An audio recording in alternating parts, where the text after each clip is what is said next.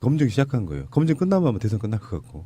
그걸 이제 네거티브라고 말을 하는 것도 어쩌면 상대방은 당연하다고 생각합니다. 상대방 입장에서야 약점 막 건드려주면 이거 네거티브 하지 마라 그러는데 이제 그 싸움인 것 같아요. 네. 사람들한테 검증이냐 네거티브냐를 사람들이 이렇게 판단했을 때 검증이라고 생각하는 사람이 많으면 문재인 후보가 이기는 거고 네거티브라고 생각하는 사람 많으면 안철수가 이기는 거라고 저는 보거든요. 안철수는 저는 개인적으로 이렇게 봐요. 문재인 네. 선대위는 어떻게 대응할지 모르겠는데 제 생각에는 안철수는 집권을 해도 40석 정당밖에 안 됩니다. 그 초미니 정당이라고. 그렇게. 그러니까 지금 당장은 연대를 안 한다고 해도 연대할 수밖에 없는 정당들이 주위에 널려 있는 상태에서 일단 저는 이게 저는 자격 미달이라고 봐요. 40석으로 어떻게 정권을 잡습니까? 예, 그것을 저는 집중 부각시키는 게 중요하다고 생각하고요. 그러니까 예, 그렇죠. 정당이 정당 정치라는 게 이제 수권을 위한 준비 과정에서 정당이 있는 거고요. 그리고 총선에서 의석수를 어느 정도 갖느냐가 국가를 운영할 수 있는 기반을 마련하는 거라고 보는 거잖아요. 근데 40석인데 당정청 협의를 이제 하게 되지 않습니까? 당과 정부와 청와대가 이제 하는데 40석이면은 상임위에 1명에서 2명이잖아요. 그러면은 정부에서 법안을 이제 제출해서 그 국정을 운영하는 걸 하기 위해서 이제 제출을 하면 의석수가 절대적으로 부족하기 때문에 상대 정당에게 모든 걸 의존할 수밖에 없잖아요. 예산도 주고 그다음에 자리도 줘야 되고 그러면은 이제 국민의당이 뭐 가정을 한다면은 정권은 국민의당이 잡았는데 나머지 뭐 그 소위 말해 협치나 대연정을 해야 되잖아요. 그러면 그거는 다 바른당이나 자유당에게 다 줘야 되잖아요. 90%를.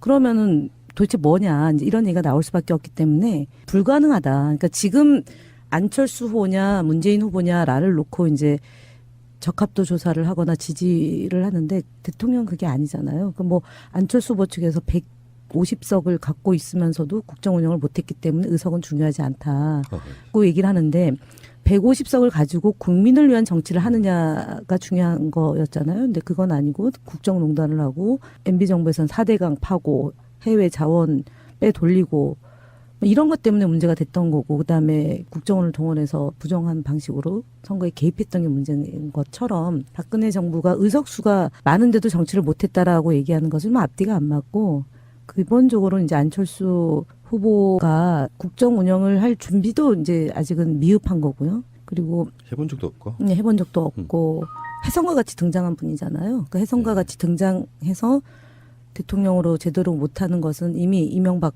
대통령을 통해서 입증이 된 거고 박근혜 대통령은 오랜 정치를 했음에도 불구하고 본인의 실력이 아니라 주변의 그런 소위 국정농단 세력에 의해서 어쨌든 나라가 이 지경이 됐기 때문에 저는 뭐 이번에 국민들이 평가하는 기준은 얼마나 준비됐느냐, 그다음에 국정 운영을 얼마나 잘할 수 있느냐는 것을 가지고 평가하고 선택할 거라고 보기 때문에 지금의 이 안철수 후보의 지지율은 그야말로 이제 뭐 조정 국면으로 들어가면 검증이 들어가면 그렇겠죠. 예, 빠질 거다. 그리고 특히 신천지 같은 경우는 네. 지난번에 반기문 전 사무총장도 네. 그 신천지 쪽하고 관련돼 있는 분들과 사진 찍은 것 때문에 꽤 논란이 됐었잖아요. 근데 이번에는 뭐 조폭, 찻대기, 신천지 이거는 굉장히 저는 우리 사회에서 피해를 많이 받은 분들이 많기 때문에 예. 그냥 뭐 네거티브 개념이 아니라 검증의 개념으로 들어가면 매우 심각하다라고 봅니다. 대선 훨씬 전에 한 1년 정도 전부터 문, 안, 이, 안, 박, 김, 문재인, 안철수, 이재명, 안희정, 박원순, 김부겸 그래서 출연진이 좋다고 했고요. 안철수까지 포함해서 했던 이야기인데 대선을 장기적으로 몇 년 남겨놨을 때 우리 후보라고 생각해서 비판하지 않았던 사람들이 꽤 있었어요. 뭐 안철수, 이재명, 안희정, 박원순, 김부겸 다 마찬가지였는데 자기들이 기득권 갖고 당 운영 김한길, 안철수 공동대표 하면서 좀 못한 것도 그냥 그런가 보다 했어요. 저희 고향이기도 하고 전라도 이렇게 딱 분할시켜가지고 그 사람들 데리고 나가서 그때부터는 정상적인 야권 후보라고 생각하지 않았거든요. 김대중 노무현 두 대통령의 유지 중에 하나가 망국적인 지역감정 타파 아니었습니까? 근데 지금 현재 와서는 저는 안철수 씨는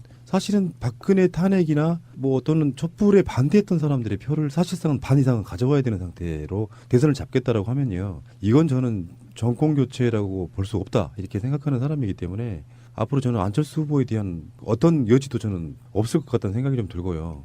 문재인 안철수 양자 대결은 사실은 비호감도 조사라고 보거든요. 호감 조사가 아니라 당장 찍을 생각도 없는 사람들한테 근데 니들 문재인과 안철수 중에 찍으라면 누구를 찍겠냐 하면은 당연히 1위 후보를 찍지 않는 사람들은 그나마 투표도 안 할 거면서 안철수를 선택하게 되는 그런 방식의 여론조사를 지금 해대고 있는 측면이라서 지지자분들은 굉장히 불안하거든요. 이러다가 뒤집히는 거 아니야? 문재인 선대위에서는 지금 안철수 후보가 이제 올라오고 막 갤럽 조사 같은 거 최근에 보면은 몇 포인트 차이 안 나는 거 그렇게 생각하잖아요.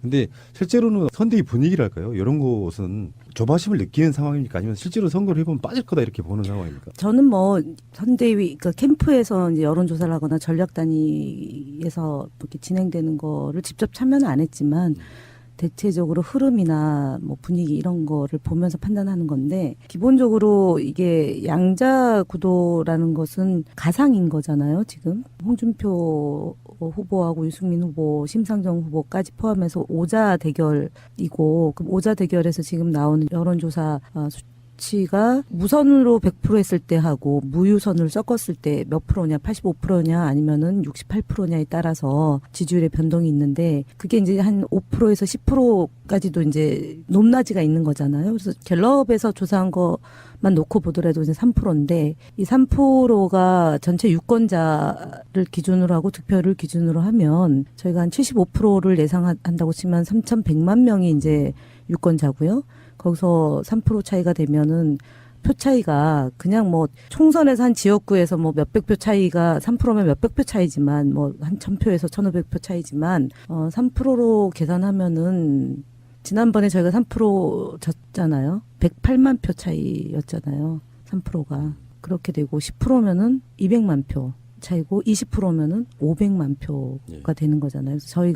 그래서 지금의 여론조사 추세를 놓고 보더라도 100만에서 200만 표의 이 차이가 나는 여론조사 결과이기 때문에 너무 걱정하지 마시라고 하는 거고 그다음에 저희가 214만 명이 선거인단으로 들어와서 물론 이제 문 후보의 지지율이 그 6대 4로 됐지만 그게 이제 이재명 후보나 안희정 후보를 지지하는 분들이 이제 조정 국면으로 가면 지금보다는 높아진다. 주말 끼고 높아지고 그러면은 결국은 214만 명에서 75.8%가 참여를 했고요. 그리고 그 중에 이제 많은 대다수의 분들이 정권 교체를 원하고 민주당으로의 정권 교체를 원하기 때문에 그 힘, 그러니까 214만에서 75%의 그러니까 참여를 통한 후보 경선이라는 힘이 결국 유권자의 한 10대 1의 대의성을 갖고 있는 거잖아요. 뭐 저는 그 힘이 100만 명이 참여해서 후보를 뽑았을 때하고 200만 명이 참여해서 뽑았을 때는 저는 뭐 차이가 어마어마하다, 현격한 차이가 크다라고 해서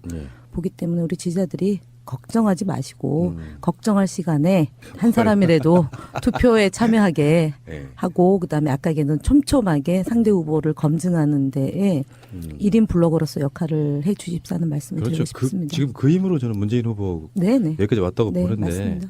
제가 드리고 싶은 말씀이 선대위 방송으로서가 아니라 뭐냐면은 지금 이제 홍준표는 안철수로부터 살아남기 위해서 지금 아주 영을 쓰고 있는 분위기예요. 타겟이 문재인에서 이제 안철수로 상전권이 걸려 있기 때문에. 근데 지금 자유한국당의 대선 숨어 있는 전략은 저는 야권 분열을 이용한 어부질이 당선을 노리고 있을 수밖에 없을 것 같아요. 그러니까 최대한 보수표는 끌어모으고 안철수에게 보수표가 좀 덜 가면 사실상 야권이 분열된 상태 그 전략이라고 보는데 물론 지금 야권 분열이라고 하는 아젠다는 아마 1년 정도 전에 소멸됐다고 보긴 하지만 그 선거 구도가 되살아날 가능성이 저는 있다고 보기 때문에요. 그러니까 더불어민주당에서도 이 상태에서 보면은 안철수를 효과적으로 공략하는 부분은 안철수를 찍게 되면 야권이 분열돼서 홍준표 된다. 이런 개념으로도 좀 갈 수도 있다고 생각을 하거든요. 지금 현재 여론조사로 보면 택도 없는 얘기지만 실제로 샤이 보수표는 있다고 저는 보거든요. 근데 이게 지금 구도 자체가 워낙에 이제 탄핵이라는 전국을 통해서 완전 기울어진 거는 맞는 것 같아요. 그러니까 꾸준히 저희가 이제 60%를 점유했던 거잖아요. 저희 후보들이. 그리고 당의 지지도가 40% 이제 50%까지 갔다가 이제 조금 떨어졌는데 기본적으로 문 후보의 지지율이 지금 40%가 가면 투표 안 하는 분들 빼면 이건 50%로 봐야 되는 거죠. 이거는 한 달 놔두고 결정적인 뭐가 없으면 그대로 유지가 되는 거라고 보고요. 그리고 나누는 거죠. 이제 안철수 후보와 그다음에 이제 홍준표 후보, 유승민 후보, 심상정 후보 이렇게 되는데 그게 저는 늘 얘기하는 2007년도 상황이고 2007년도에 한 달 전에 이 트렌드가 어땠는지를 보면 지금 상황하고 거의 유사하다고 그리고 득표도 저는 거의 좀 그런 분위기로 가지 않을까 보는 거고요. 그래서 홍준표 지사가 이제 9일까지는 선거운동을 제대로 할 수가 없잖아요. 선거법 때문에. 네. 그럼 이제 도지사를 그만 안 두고 본격적으로 이제 움직이면 어떻게 움직일지는 예상이 되죠. 굉장히 진흙탕으로 상황을 몰고 2위를 위한 끊임없는 도전이 저는 그분 기대합니다. 약간. 그러니까 저는 포기 안 했다고 보고요. 30대, 30대, 30 이런 분할 속에 어떻게든지 샤이 비오스포가 있다고 가정을 하고 자기들이 선거 이기려고 하는 전략을 취할 거라고 봐요. 사실은 종편에 이렇게 좀 특히 새누리당 성향의 그러니까 바른당이나 자유당의 이런 분들 나와서 얘기하는 거 보면 첫 번째 말이 삼자적 관점으로 이거를 논평을 하겠다는 얘기가 입에 일단 먼저 나와요. 네. 그러니까 거의 자포자기예요. 그리고 이제 그러고는 이렇게 표현을 하더라고요. 제가 이제 어저께 차명진 전 의원하고 했는데 뭐라고 얘기하냐면은 미운 문재인을 찍을 거냐, 불안한 안철수를 찍을 거냐, 아니면 소신 투표를 할 거냐래요. 무슨 말이래요 이게? 이게 뭐냐면은 문재인 후보는 그래도 일관성을 갖고 정책을 내는데 안철수 후보는 사드만 하더라도 너무 이게 심하다는 거죠. 그건 실패라고 봐요. 전략의 완전 미스. 그다음에 개성공단에 대해서도 그렇잖아요. 그래서 사업밖에 안 한 이 분이 정말 이거는 문재인 후보가 좀 문제가 있다고 봤는데 안철수 후보의 발언과 태도를 보니까 이거는 더 심각하다라는 게 이제 소위 전문가들의 입장인 거죠. 그래서 기왕이 안 되지만 우리 소위 보수층을 추스리는 것을 내 한 표로 던져야 될지 이게 고민이다라는 얘기를 어저께 하더라고요. 그래서 그렇구나. 그래서 지금 구도가 이제 뭐 바른당이나 자유당이 되치기를 해서 뭔가를 할 수 있는 상황은 이미 아닌 것 같고 이게 이제 계단식으로 지지가 이렇게 촘촘히 저희는 다져온 거다라는 표현도 쓰거든요. 계단식 지지. 한 계단 한 계단 다지고 올라가서 강고하다. 이제 그거는 저쪽에서도 아는 것 같아요. 견고한 지지층을 갖고 있는 문 후보와 일시적으로 지지하는 뭐 안철수 후보의 싸움에서 뭐라 이렇게 얘기를 하는데 어쨌든 그런 거라서 저는 뭐 저희가 선대위가 빠른 시간에 이렇게 추스리고 가는 것도 혼란상을 보였을 때 지금 이제 어쨌든 여론조사에서 계속 가파르게 올라오는 것을 무시할 수는 없잖아요. 일반 국민들도 굉장히 이제 위기감을 갖고 보고 있기 때문에 걱정들 하고 있기 때문에 그 대목을 안심시키면서 저희가 이제 캠페인을 하겠다는 의지라고 보면 될 것 같아요. 어쨌건 저는요 선거에 있어서의 정책도 중요하고 다 중요한데 실제로 국민들이 보는 거는 후보나 선대위의 대응 능력도 굉장히 중요하게 본다고 생각을 하거든요. 잡음이 나거나 논란이 일어나도 그걸 어떻게 대처하느냐가 가장 중요한 대통령 또는 대통령 그룹의 능력이라고 보니까요. 일단 믿는데 선대위 공식적으로 출범했으니까 예전에 볼 수 없었던 정말 스마트한 그런 선대위가 되시기를 바라고요. 4주 정도는 이런 식으로 가야 될 것 같습니다. 네. 빨리 얼른 나가셔가지고 싸우고 다음 주에 뵙겠습니다. 네, 감사합니다. 네, 수고하셨습니다. 고맙습니다. 예.